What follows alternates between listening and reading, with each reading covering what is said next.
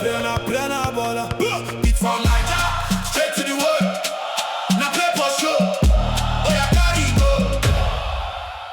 We want to welcome you to our show, and I still remain Philip, and I have with me. I'm Sam. Good. So, what are we talking about today? So it's more like the friendlies, the matches have been going on, the pre-season friendlies, Yeah. and the upcoming friendlies also. Then the latest transfers Right. that have happened over the past week. Right. So some clubs have played friendlies, but to be honest with you, it was more like the under 20s, under 18s, and in most of the clubs.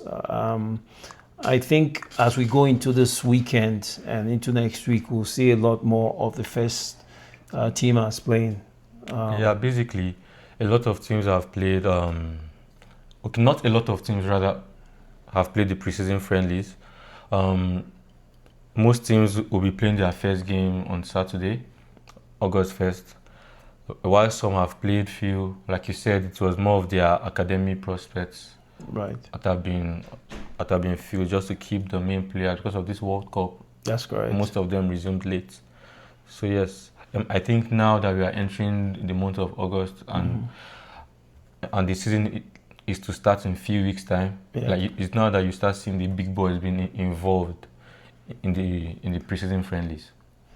That's correct. So let's do a quick roundup of the games the that have been played. Okay.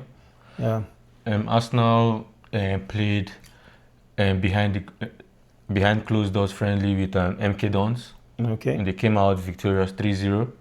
I think Zulis, the new boy, assisted one. Neri scored. Martinelli, I think Martinelli was not back yet, but some few academic people they featured in the game, and it was more like a warm up for the English champions. Nice. Yeah. Nice. So to Chelsea. Right. Chelsea played Western Sydney. They won 6-4. It was a goal-filled match.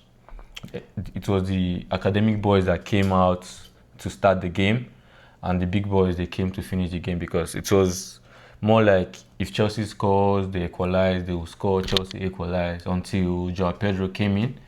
Right. He scored hat-trick and he assisted one. So it was a 6-4 victory with them. But their next match is against Spurs. That is when we would take a closer look of Alonso's tactics, like to see his defending, his attacking. You will know how he plans to put the formation of his boys for the rest of the season. What do you think? Yeah. So Do you think them conceding 4 is a cause to raise an eyebrow? Yes, I think that considering for them to conceding 4 Yes. is a cost, definitely. I mean, you cannot just look away from it. Yeah. And who they play against again? Western Sydney Wanderers. Yeah, so Western Sydney was. It's not. Australia, It's not like they played one of the But top. you look at their starting 11, it was, I think, just only Tosin that started. The likes of Isugo and some other young academic prospects. Okay, even if Dila played, it was more like a fixture for the under 21s.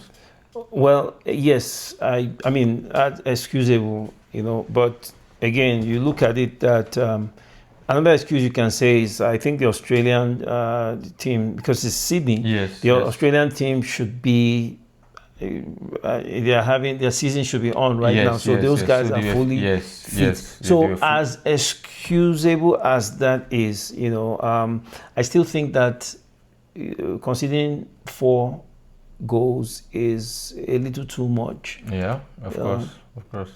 So we'll take a closer look at them when they play Spurs later today. So right. What are you expecting from the match? Exactly. So I'm expecting that this game we have more of the big boys now in because a lot of them have started coming back back to camp. So I expect on both sides that we'll have a proper match. Based on the transfer that Spurs have made with their new manager, also you'll be expecting it like a strong match. Plus, like you not also forget that it's also a London derby also. Oh yeah, that's true. It's also a London derby. So even if it's not in the Premier League season, you still expect some kind of seriousness from both managers. Of course. Even if they will not want to show their cards, all their cards. Of course. Like so, you will not know everything that they are on, but you be rest assured that Alonso will not be happy to concede 4. Or both managers will not be happy to lose the game, even if it's just a friendly. Yeah, it's friendly, it's pre-season, and we know that pre-season is all about fitness, getting your fitness there. But it's also an opportunity for the managers to pass on their play style. And these two managers are new. Although De Zerbi you could say that he had a couple weeks with them before the end of the last season. But again, so they're impacting their play style. So they want to try it out and see. So yes, it's a friendly. Yes, it's a pre-season, but also this will also be a measure of what has been happening in the training, how effective and like how far they have gone, their fitness level, fitness and level, everything. Yeah, true.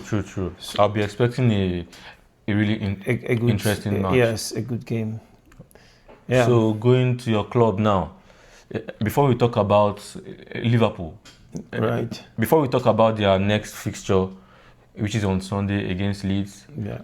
What happened in their last match against Wrexham that Tsimikas was having a little bust out with Curtis Jones and Szoboszlai? It was not looking like just a mere conversation. No, it was not a mere conversation. Actually, even though it's not 100% verified what I'm going to say, but the rumor is it's all about the captain's armband. Yes. And I mean, I don't need any verification because the video shows that during the outburst that Tsimikas just threw it on the floor, the armband on the floor. So let me start by that.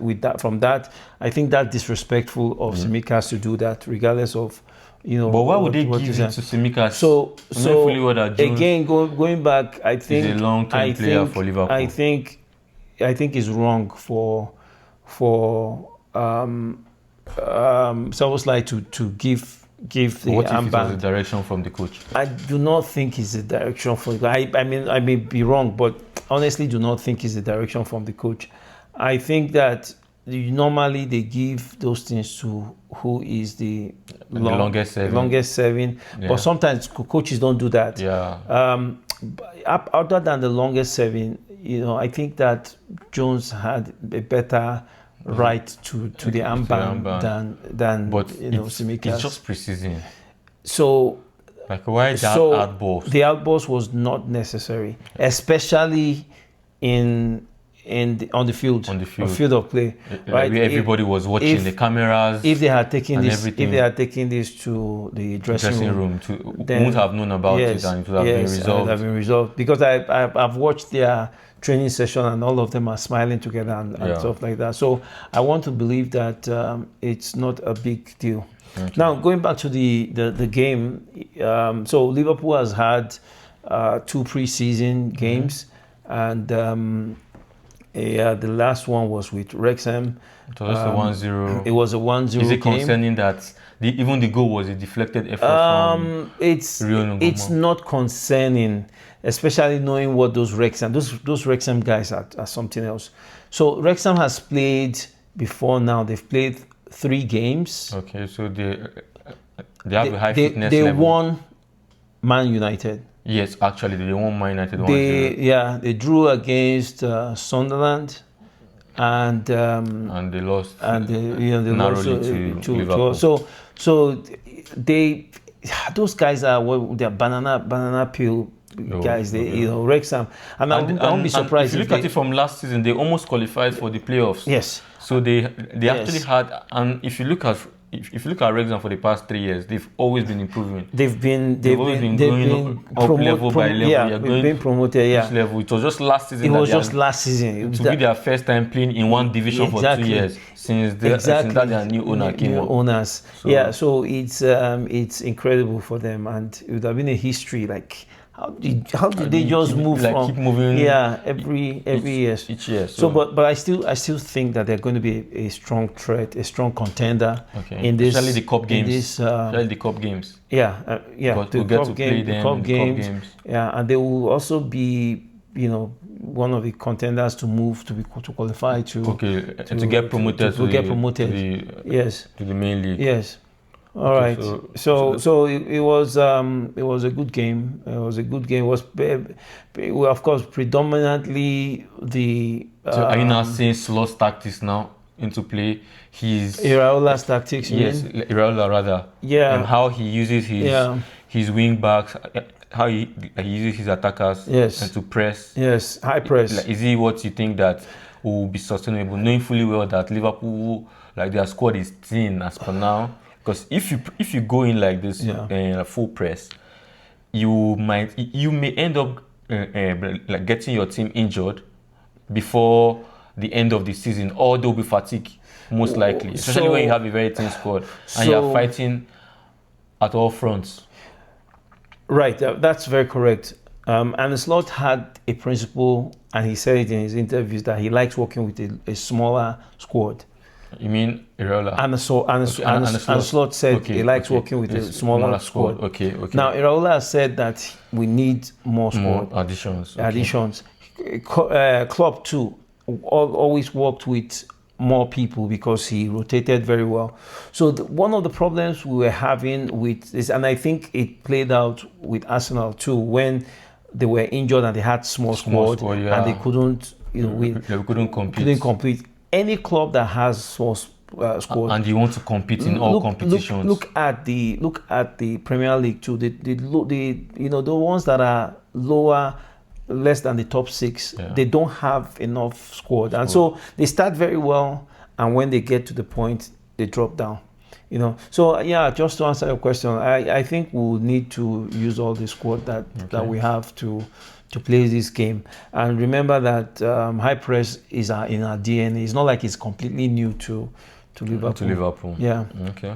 We'll see that from the upcoming friendlies. Yes. Yeah. So, like we said, Man City, not all the teams have played pre-season. So Man City, they've not yet played. Their first match will be against Inter Milan later today, Saturday. Okay. So we'll see what Enzo Maresca is all about. Yeah. We'll see how he uses the team, especially now that Rodri has had a little minor surgery on his back. We'll see how he uses his players.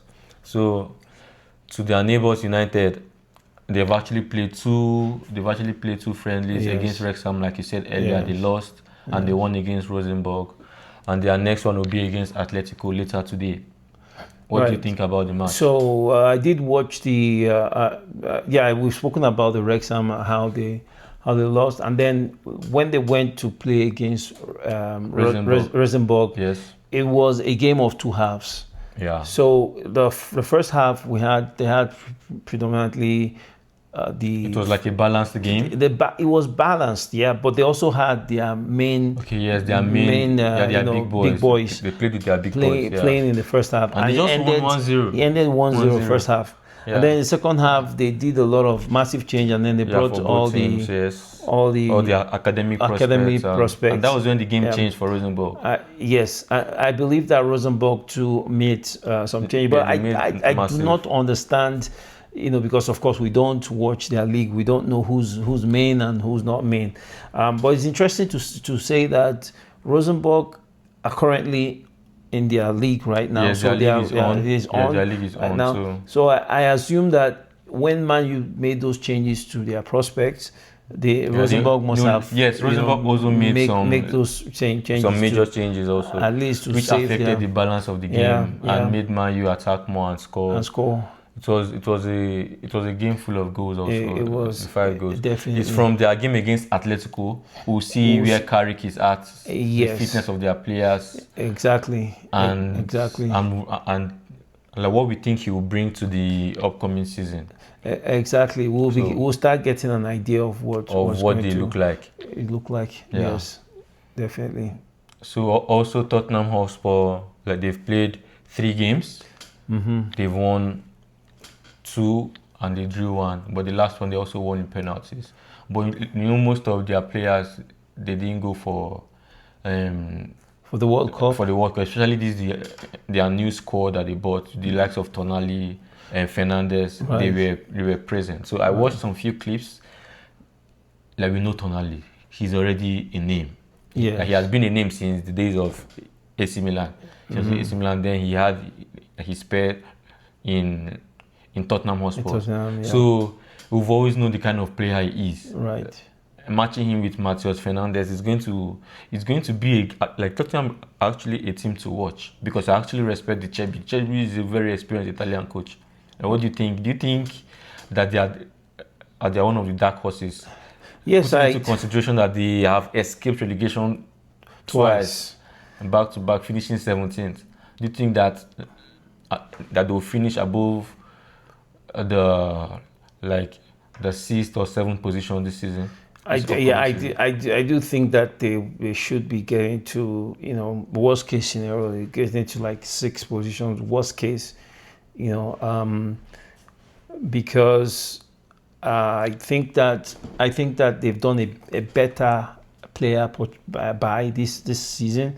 The last season, although they were injury ravished, they are always injury ravished. They also last season they are also injury ravished. So they also had, for me, what I thought it was poor buy. They just bought any players, you know, just, you know, they had just to complete the numbers. Yes. So with the kind of players they have gotten this time around, I think they should, you know, just scale through and get up to that, you know, top six, you know, worst case 7. I have a question for you, but I'll keep that to the end. Let's now check the latest transfer gossips. Yeah, before we go to the transfer gossip, can we ask the audience there to put in any other pre-season that has been played we missed out? I'm sure there are lots of them. You know, can you put in the comment which pre-season and which manager you think is doing very well, that will be, and which team will be like a dark horse in this season? Yeah, go ahead. So the latest transfer gossip starting from Arsenal. Yeah, the likes of Bruno Guimaraes and the likes of Vinicius. What do you think about those two? Well, to be honest with you, I've been praying that this thing doesn't happen, because once it happens, it's going to be the end. It's going to I'm be. I'm saying it now as an Arsenal fan. If people will allow Vinicius come to Arsenal, let everybody go and look for another competition to play. Well, the reason why I am not going to be too bothered is because last year they said it about Liverpool when they were buying Viets and Isak, and they said, "Oh, give it to them," and they struggled. So my problem with Vinicius is that hopefully he doesn't, because he has his way with, you know, trying to make out of off-field drama. So hopefully he doesn't, you know, cause problem in the locker room and divide the team. That's just my problem. Like, if I'm to step in, like Vinicius with Madrid, he actually had, if we are talking about off-field drama, it's just maybe like the racism chants that he always gets, because it's not like they are made up. There were times that like he was actually racially abused, especially in the Champions League game against Benfica, in some league matches for Real Madrid. So, but like, leaving that aside, I think this will be one of the best transfers, not just Arsenal, but the Premier League has made in a very, very long time, if not in their history, because Vinicius is a superstar. He will bring a lot to Arsenal team. because we all know that if there is one position that is leaking in Arsenal's attack, is the left. And now the sale of Trossard, him now coming to that team, it will be a really big boost for the English champions. So with the salary, I'm leaving that with owners to handle that, because I don't think it will cause a problem. Because one thing with it's business. If he comes in and he sells the highest number of jerseys, he performs well to the highest level, nobody that is not performing well can come and say they want increase in salary. If you are performing well, you can come back and say, okay, give me a higher salary. And especially when the team is doing well. If you are not performing well, you cannot say, okay, because Vinicius is on this amount, each chef wants to collect this amount. So like that's that for that. And the lack of Bruno Guimaraes, I'm very happy, because it's not just like he's coming to be a main starter. Even if I think he will be one of the first names on the list, I still think having a strong midfield depth of Bruno G, Declan Rice, Luis Kelly and Zubimendi is going to be a very strong midfield. So battle. What would you guys do to Moreno? Moreno is actually, if you look at him for the past year for Arsenal, he never plays a centre midfield, even for Spain. He plays just a little bit behind the striker. Where would because Guimaraes play? Like, because now, if you look at the team now, you know that Arteta is going more of a 4-2-3-1-2 pivot, which is likely Declan Rice and Bruno G, because ending of last season, that is how we ended with Zubimendi and Rice, or MLS and Rice. Right. So it's more. I know it's going to be a whole lot of numbers, because for that, for the third spot, you have the likes of Odegaard, our captain. You have the like of Eze. You have the like of I even forgot Moreno. So it's going to be a very strong battle to fight for Shed. But what I know is that if you are fighting for all the trophies, if you are fighting at all fronts, you need all the numbers. Because last season we were ravished with injuries. Moreno was injured from January till May. Eze had his months, 1 month. 3 weeks here and there. Yeah. Odegaard was hardly in the team. Yeah. So Saka Saka was hardly in the team. So we needed the numbers. Yeah. So we needed the numbers, especially when even Havertz was not in the team for most of the time. That's right. So if you want to fight for all the competitions, you need numbers. So I'm not against having a lot of numbers. All right. So let's go to Chelsea.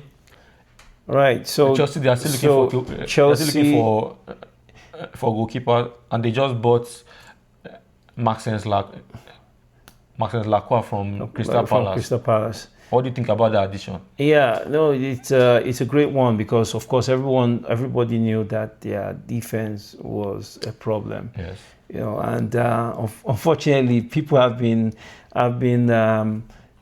talking about our own brother Tosin. He's been a liability there. He's been scapegoated, actually. He's been scapegoated because but if you look at Fofana, he does better than Fofana. I still think that if you call people like Fofana and Chalobah before Tosin, you even call Bandashile, Badiashi or something like that. Yeah. So I think it's hopefully. He does well. Do you think he's the kind of defender that they need? I do not think so, but hopefully he does well. Hopefully he does not do. And they're going for a striker too. Yes. In the likes of Welbeck. They're going for Welbeck. They need an experience. And they need them. They say they want to go for Henderson. Henderson also. They say that they need the experience. Because if you look at it last season, and Chelsea, they had a lot of red cards. Their managers, the players, they had the highest number of red cards. The indiscipline in the team was too much. The dressing room was in chaos. They actually had a bunch of, young people, young players. Yes. Yes. I think they were the youngest in the Club World Cup, and so they need some maturity in the team. And that's so do you think going for Welbeck? No, Welbeck I understand because he scored like 13. Premier League goals last season, But Henderson, I think they can do better than Henderson. Henderson, 36-year-old. Yeah, I'm not sure. I'm not sure why, but because like at the beginning of the transfer window or sometime during the World Cup, they were going for a Granit Xhaka, but they just tabled just 8 million and Sunderland rejected. I think if they really wanted an experienced head and someone that could impact the team on and off the pitch, they would have just paid the price for Granit Xhaka. Than having somebody like Henderson that most likely will not play any games because correct. They are not in any competition in Europe. Yeah, that's correct. So that's correct. Anyway, that's Chelsea. Yeah. Liverpool, who do you think people are willing to bring in? There's still the rumor of Barcola, bringing in Barcola. So Bradley. we two-time Champions League winner. Yeah, we'll see. We'll see about. He's just 23 years old. Do you think he's the right replacement for Mohamed Salah? Because I heard Carragher say he does not like that profile because he cannot replace Mohamed Salah. Nobody can replace Mohamed Salah in the first place, but I'm not sure he is the replacement for Mohamed Salah because Barcola operates more in the on the left side, even though. I think was it in where did he play before PSG? I think he played Lyon. I think he played. He operated very well on the right side. Yes. So they have the. He's very comfortable. They have on both sides of the pitch. And if you listen to Raula's interview, he said when they asked him why he was playing. He was playing Rio Nkomoa on the right side. Right. He said, well, he likes his wingers to be able to play either way. So that, so that I think many people are trying to explore what PSG does. Okay. No, he does it very well. Before you know it, Kvaratskhelia is on this side. Doué is on the other side. Yes. Before you know it, they switch. Even Dembele comes. Exactly. So that is it. But I've not heard any rumor concerning any midfielder or most likely a defender because I think people really need a defender. Especially now the likes of Joe Gomez is injured. Down. So I do not know 100% fit. But Jeremy is coming back. He's going to play in the next match. Against Leeds. I do not know what any plan with. I mean, I did hear one rumor. About Tomori. Okay. Fikayo Tomori. Yeah. I heard a rumor that they're going to bring him, and they're bringing him because we have very young defenders that are doing well. Who's this guy that tore his ACL last year? Leone. Yes, the Italian young centre back. Yeah, he's coming back. Doing a little bit of ball work now. Okay. Yeah, so it's coming. As for midfielders, we saw what's his name that was deployed in the middle. Szoboszlai? No, not Szoboszlai. Our young Ioni deployed in the middle, and he did marvelously well. Ioni has always had that prospect, but I don't know why slots refuse to play him as usual. So I think that's probably the plan too. And the Bacetic is also he's too injury prone. Bacetic is too injury prone. He's a very solid midfielder at that young age, but he's too injury prone. I think what cost it was overplayed at a young age. Okay. So they just gradually bringing him back. Okay. Yes. With Man City now going to Manchester City, I heard the likes of Rodri, he's going to Madrid. That Madrid has stepped in to offer 50 million, but they are demanding more.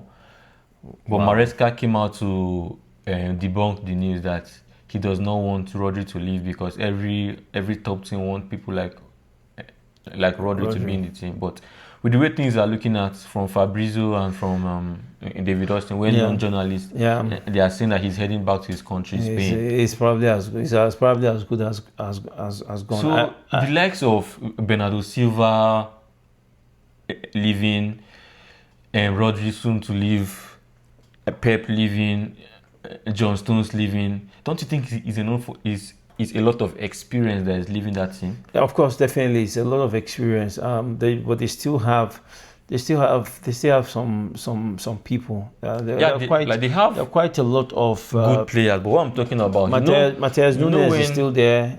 These players that I've called earlier now, they know how to fight. They know how to play the title race. They know how to grind deep. So do you think it's something that will affect them? Plus Enzo, it will definitely affect them. It will definitely affect them. Look, I'm looking at Man City in a different light. It will definitely affect them because Enzo has a lot to prove to everyone that he's the right person. I mean, he could be a top manager. But is he the right person? Can he fill up? That's a different question. Yes, is he the right person to fill up? Pep. So it's just a matter of time. We would know. So with Rodri's desire, or will I say the Real Madrid's desire to bring Rodri in, is really opening up the move for Tchouaméni or Camavinga to go to Man U because you know Man U have been looking for a defensive midfielder. They said that they want one more midfielder. Yeah. And those two were rumored. And Man U likes doing business with Madrid to get all these kind of players. That's how they got Casemiro. That's how they got Varane. They're actually well positioned to get all these kind of players from Madrid. But now with Man U, they've reintegrated Rashford back. All the issues they've had, Carrick has swept it under the carpet, and they've given him the jersey number 11. You know, his jersey number 10 was collected by Cunha. Oh yes, Cunha. But now they've given him 11. Do you think it is a right decision from Man U hierarchy to reintegrate him, especially everything that have gone wrong, especially the kind of player that Rashford is? Them complain that he does not track back. He's a good player attacking wise, because I think that is one of the reasons that Barcelona did not retain him after his loan, because he does not track back, he does not defend. But if he's attacking inputs, you are sure that Rashford will give you at least 10 goals. So the question you ask yourself is, what other options do they have? Because Rashford is, because of his wages, is going to be very difficult to offload him. So what options do they have? Yes. So maybe that is part of it. There are some things that the fans may not know. So, but it's a good thing that they've integrated him. After all, Man U needs all the players that they can get for the upcoming season, especially now that they have also qualified for Champions League too. Yes. So, yeah. The question that I said I was going to ask, it might be too early to ask, but give me your top 8 Premier League, how you think the season will end from first to 8th position. Well, hopefully you're not asking for it in the order of who's going to be first. That's exactly what I'm asking. That's exactly what I'm asking. Like, who do you think will be champion? Who do you think will finish in Champions League positions? Like, who do you think will finish in Europe? Who do you think will not make Europe? I know it's too early because the transfer window is still open and a lot of friendly games have not been played. But just like from where you are standing now, just give me your own. Yes, of course, from experience, we know that predictions like this before any game is kicked is very risky. You don't take it with any, or take it with a pinch of salt. So, but from what has happened with the incomings, that have happened, and with the fact that there are lots of new managers in the Premier League, I still give Arsenal to retain the title. Actually, let me put it this way: it's Arsenal's league to lose. Let me allow you to finish. So it's theirs. It's in their hands to lose it, because every other manager is new and they're coming up. So for the second position, as much as I love, Liverpool is my team. I want to give it to. Now, who do I give it to? I want to give it to Chelsea. The reason why I want to give it to Chelsea is because because of Alonso, and 2 because they are making smarter buys now. Okay. And then I'll give the top number 3 position to Liverpool. Okay. I'm giving it to Liverpool because of Iraola. He's coming in, bringing back the Gengen press thing.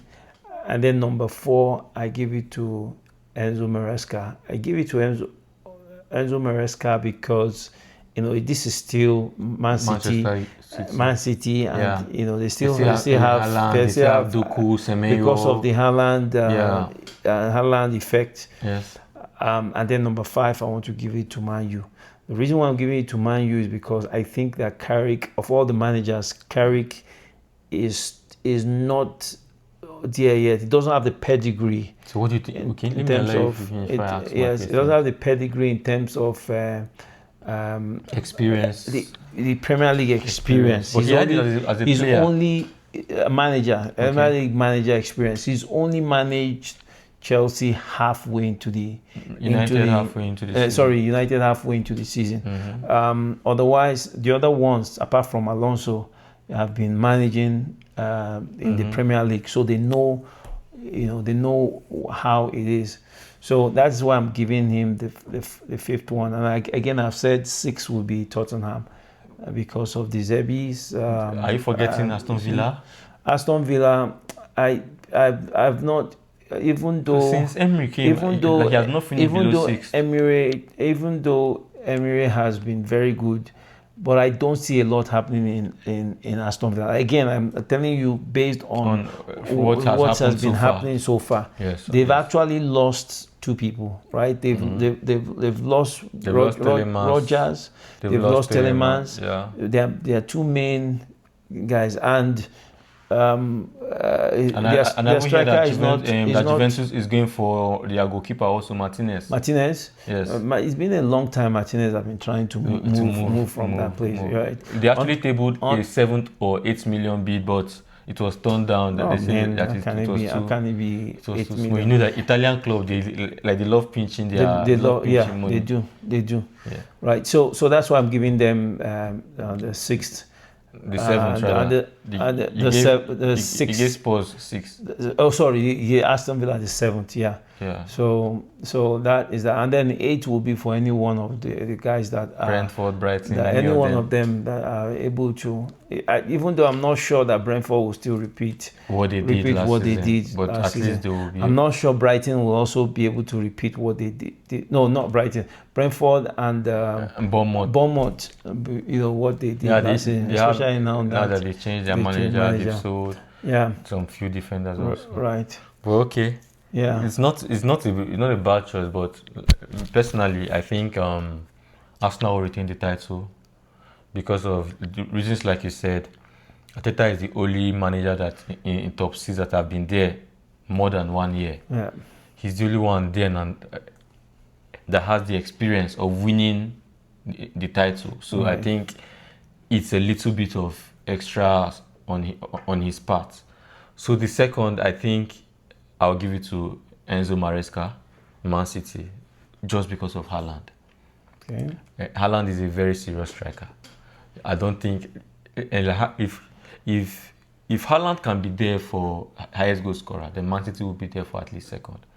Well, but everybody have learned that once you cut off the supply to Haaland, it can go games without scoring. But before he goes that games, like every season, like he will first go games with scoring. Like he will first give you few games or many games ahead with goals.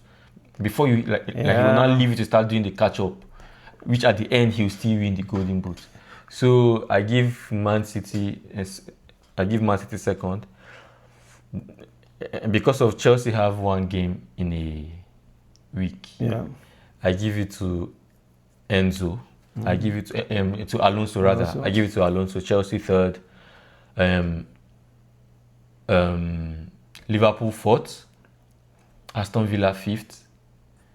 Manchester United 6th. Manchester United 6th. I still think they are far from the best because now they'll be playing 2 games a week. It's not the longer 1 game a week and I don't think they have the quality in the squad. Yes. They may have the numbers, but I don't think they have that quality to be playing Champions League. They didn't have the numbers before now, No. but they've made some purchase. Some purchase, So yeah. the question is, what's the quality of the purchase play, that yes. they made? The likes of Santos, Telemas, So- Menu. So They are good midfielders. They replaced. They are very good midfielders, but I don't think they are those kind of midfielders that would keep fighting for Yes. Champions League spots Yes. till the end of the season, especially when things get tough in the season. So that's why I'm giving them the close six. Then Spurs, because of the Chebby, I'm giving them 7 because you cannot finish 17th back to back and not come and see. Even if I won't think they will finish below 7th, but all things being equal, I'm giving them 7th. Then the likes of Bournemouth, Brighton, Newcastle, they can fight for the 8th position. for the remaining position. So Well, let's hear over to you guys. Let's hear what you guys think will be your first top 8 yes, in the Premier League. We would like to read about it. we would like to hear from you to know maybe we are wrong or we just want to know from your point of view. So please comment, let us know. Thank you.